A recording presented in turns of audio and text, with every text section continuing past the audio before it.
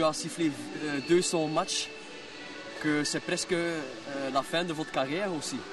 Et je suis commencé, mon premier match était la Gantoise contre le club de Liège. En quelle année?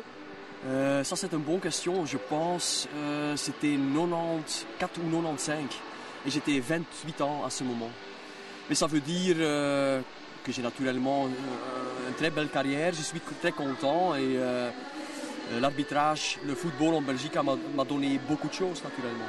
Est-ce que vous avez l'impression que derrière vous, le mouvement suit, la qualité aussi suit? Oui, je suis presque sûr parce qu'il y a une nouvelle génération qui vient maintenant. Hein. Je dois dire, Paul Allards arrête maintenant la saison prochaine comme arbitre FIFA. Dans 2 ans, c'est mon tour. 2011, j'arrête aussi. Et on a des jeunes maintenant qui viennent, mais on doit dire aussi, moi j'étais aussi jeune et on a le temps de réfléchir, de faire les grands matchs.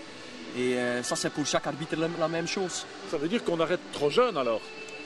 Laisse dire, moi je suis déjà en D1 quand j'étais 28 ans. Quand j'arrête, je suis là 17 ou 18 ans.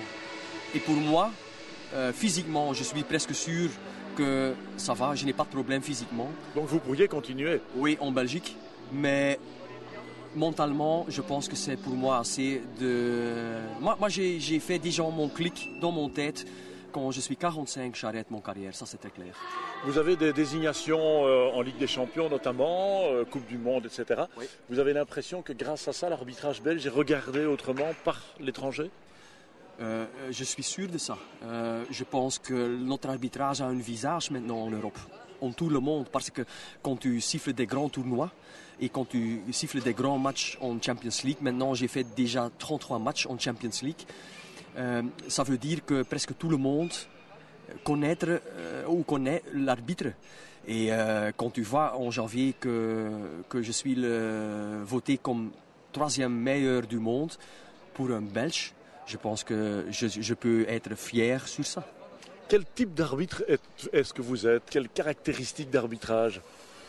Je ne sais pas, hein, c'est difficile de dire ça, mais il y a 2 choses qui sont très importantes pendant le match. Les joueurs doivent accepter l'arbitre et les joueurs doivent comprendre les décisions. Et quand tu as ça pendant un match, tu as déjà beaucoup gagné. Vous parlez beaucoup?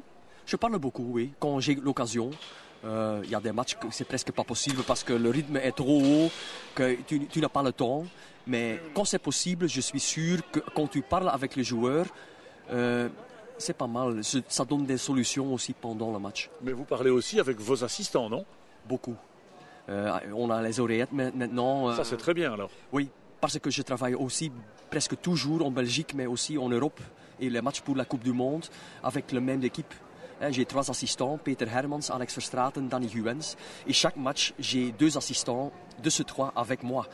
Et on fait des entraînements à Louvain aussi, juste avec mon équipe pour travailler ensemble. Et ça, c'est très important. Donc les oreillettes, bonne idée. La vidéo?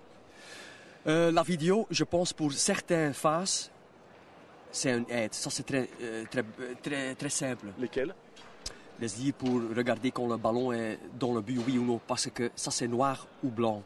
Il n'y a pas une chose grise. Pour le reste, je pense que l'UEFA et le FIFA demandent 2 extra personnes dans le rectangle parce que ça reste humain. Je pense, quand tu travailles avec le vidéo, sur 10 phases et tu mets 5 personnes devant les caméras, pour une uniformité, tu as un bilan de 5-0. Mais je suis presque sûr que sur 10 phases, il y a 7 ou 8 phases que tu n'as pas une unanimité. Et ça, c'est le grand problème, ça. Et quand tu travailles à ce moment avec ou sans vidéo, ça reste le même. Tu restes avec une discussion. L'idée de Platini, des 5 arbitres? Je pense que ça vient, oui. On a fait ça maintenant déjà dans quelques petits tournois avec des jeunes. J'ai entendu que leur réaction est positive. Et maintenant, la saison prochaine, on doit commencer maintenant dans une Ligue 2, dans un grand pays de football. Ça veut dire, quand on fait ça, les résultats sont positifs pour le moment. Mais ça, vous ne connaîtrez pas à votre niveau alors? Non, pas pour le moment. Peut-être ça vient, on ne sait jamais. Mais laisse dire, ça c'est très clair. Je suis pour toutes les choses qui peuvent aider un arbitre. Mais quand ça c'est vraiment le vidéo, je ne sais pas. Un commentaire, Franck, sur des émissions comme la nôtre, Studio 1 le lundi, où on décortique avec toutes les images des caméras, c'est plus difficile pour l'arbitre? Laisse dire, moi je connais le football déjà longtemps et je connais le football en Espagne, en Portugal, en Italie, en Allemagne, en Angleterre. Et j'ai déjà dit ça 2-3 ans passés, quand je regarde la presse ici, à ce temps, et la presse dans les grands pays, vous êtes vraiment très sympathique. Mais ça change un petit maintenant. Mais non, c'est laisse dire, une évolution normale. Le football est très important. Quand tu vois, il y a beaucoup de caméras. Dans certains matchs, Coupe du Monde, Championnat d'Europe, 32 caméras. Et moi, j'ai 2 caméras. Et quand je prends les 2 caméras de chaque personne dans mon équipe, j'ai 8 caméras.